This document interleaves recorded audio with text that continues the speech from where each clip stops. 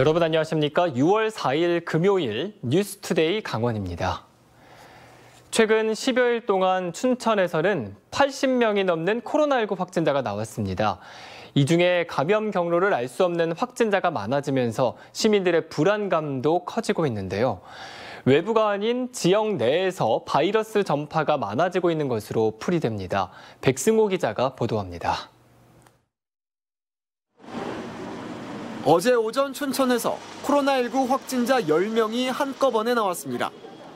그중 4명은 기존 확진자와 접촉해 자가격리를 받던 주민이었고 또 다른 1명은 서울 확진자의 가족입니다. 하지만 나머지 5명은 감염 경로를 찾지 못했습니다. 이처럼 최근 춘천에서 감염 경로가 불분명한 확진자가 늘어나는 게 심상치 않습니다. 지난 5월 춘천에서 발생한 확진자는 77명. 이 중 14명의 감염 경로를 아직도 알지 못합니다. 올해 1월부터 4월까지 감염 경로 불분명 확진자가 10명이었는데 최근 한 달 사이 2배 가까이 늘었습니다. 날이 좋다 보니까 활동량이 되게 많아졌어요. 그래서 접촉하는, 만나는 사람이 되게 많아져가지고 내가 어디서 어떻게 감염된지를 파악을 못하는 경우가 있고요. 그다음에 또 바이러스가 워낙 좀 세져가지고 그동안 춘천의 코로나19 감염 통로는 대부분 수도권 등 다른 지역이었습니다. 하지만 최근 들어 감염 경로를 파악하지 못한 확진자가 많아졌다는 것은 춘천 지역 안 감염이 확산되고 있다는 신호로 받아들여지고 있습니다. 어떻게 하면 가장 정확한 검사 대상을 고르고 검사 방법을 고르고 검사 시기를 고를지에 대해서는 보고서 내부적으로 좀 고민하고 있습니다.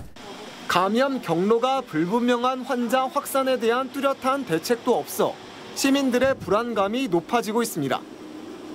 그나마 쓸 수 있는 방법이 거리 두기 격상인데 지역 상경기 위축 때문에 쉽게 결정할 수도 없는 상황입니다. 춘천에서 유흥업소발 감염이 확산된 이후 거리 두기 2단계는 2주일째 이어지고 있습니다. 춘천시는 거리 두기 단계 조정 여부를 오는 일요일쯤 결정할 계획입니다. MBC 뉴스 백소입니다.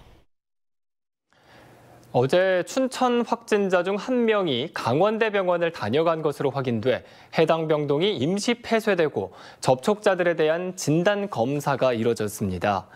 춘천시 보건소 등에 따르면 이 확진자는 배우자 간병을 위해 어제 강원대병원을 찾았고 병원 출입을 위한 코로나19 검사에서 양성 판정을 받았습니다.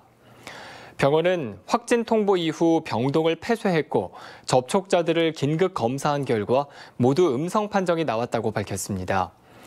강원대병원은 코로나19 확진자가 어떻게 병원 출입을 할 수 있었는지 조사하고 있습니다. 원주 기업도시 내 지식산업용지가 완판됐다는 소식 전해드린 바 있는데요. 땅은 다 팔렸지만 아직 실제 기업의 입주율은 50% 정도에 불과합니다. 기업 이전과 투자가 제대로 이루어질 수 있을지 지켜봐야 하는 그런 과제가 남아 있습니다. 윤하은 기자가 취재했습니다. 원주 기업도시 내 지식산업용지가 완판됐습니다. 50개 기업이 91만 4천 제곱미터 부지를 매입했습니다. 실제 이전한 기업은 27곳, 입주율은 54% 수준입니다. 절반 정도는 땅을 놀리고 있는 셈입니다. 부지 매입 후 실제 이전을 위한 절차를 진행하고 있는지 확인해봤습니다. 4곳은 공사를 위한 설계를 진행하는 등 움직이고 있지만 17곳은 미착공 상태입니다. 길게는 2013년 부지를 매입한 뒤 8년째 이렇다 할 절차를 밟지 않는 경우도 있습니다. 조금 여러 가지 변수들이 발생하다 보니까는 연기하다가 사실 또 코로나도 있고 그러다 보니까 지금 착공을 못하는 부분이에요. 사실 그래서 이전을 안 하거나 그런 내용은 아니고요. 이렇게 기업이 땅만 사놓고 이전을 미루더라도 제재할 수 있는 방법은 없습니다.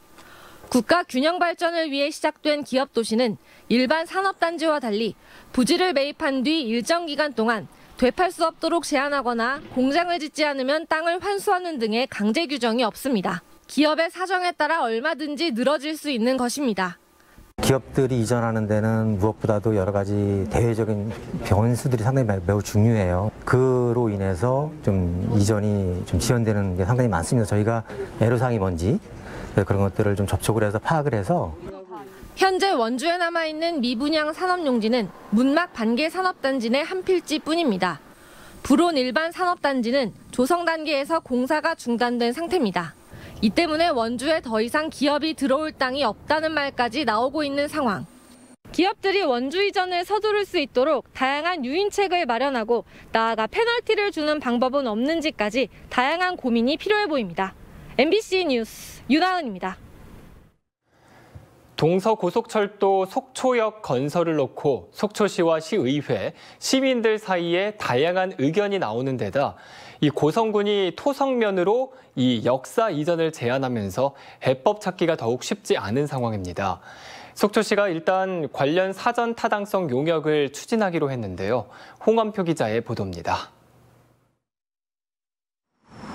속초시가 동서고속철도 속초 구간에 역사와 철도 건설 지하화를 놓고 사전 타당성 용역에 나서기로 했습니다. 속초시에 적합한 철도 노선을 깔기 위해서는 공사 기간이 조금 늦어지더라도 최상의 해법을 찾아야 한다는 겁니다.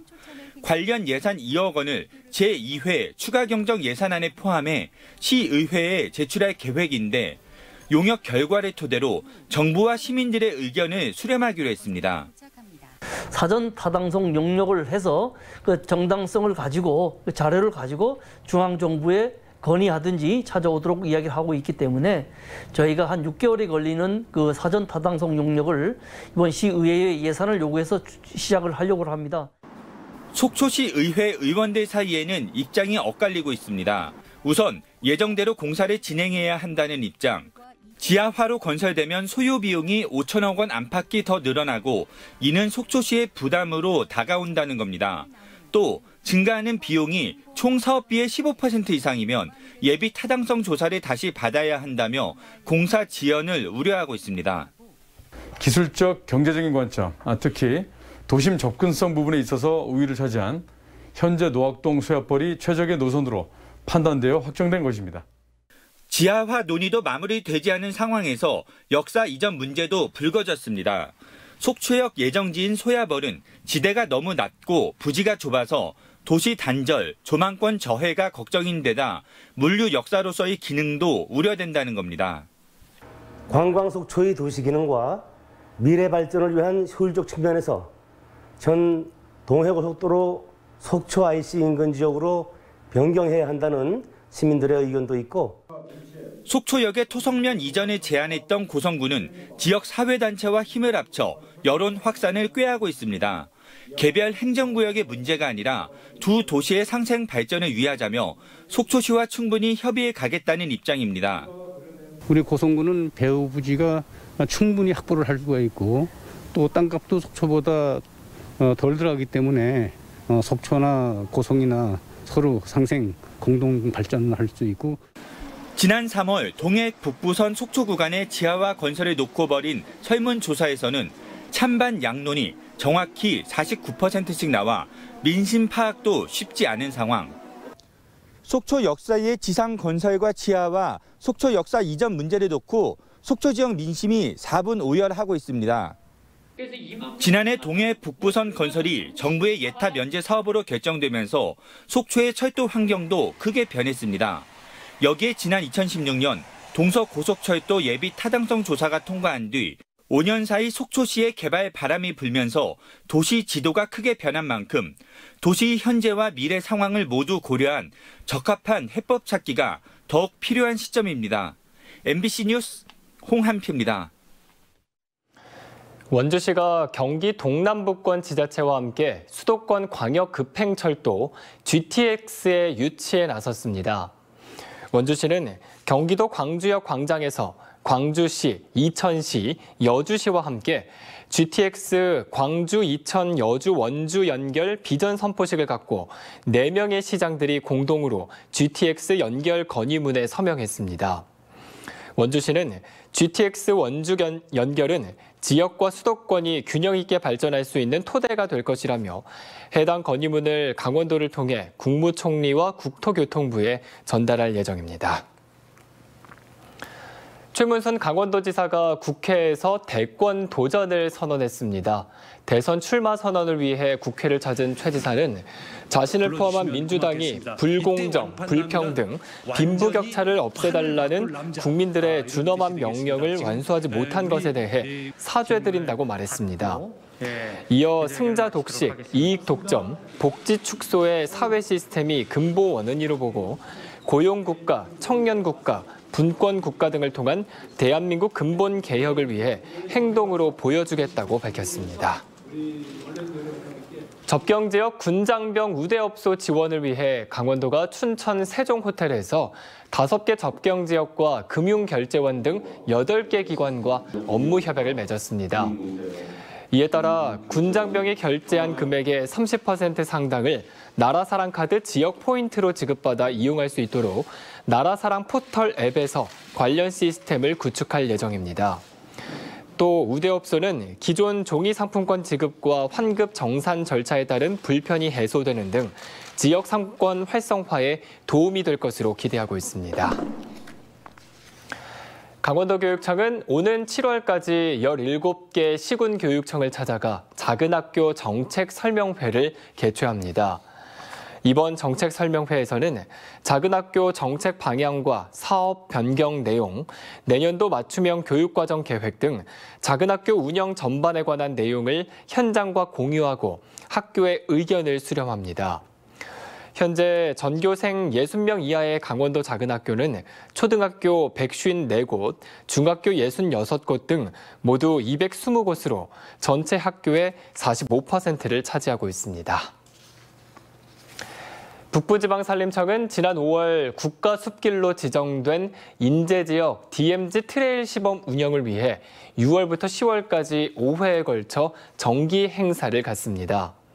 한국등산트래킹지원센터가 주관하는 이번 행사는 20명 안팎의 참가자들이 8km의 숲길을 탐방하면서 스토리텔링을 활용한 숲 해설, 노르딕 워킹 체험, 숲 밧줄놀이 등 다양한 프로그램을 운영하는 방식으로 진행됩니다. 북부산림청은 시범 운영을 통해 드러난 문제를 검토하고 지역 주민들과 숲길 이용객들의 의견을 적극 수렴해 인제지역 DMZ 트레일을 최고의 국가 숲길로 운영할 방침입니다.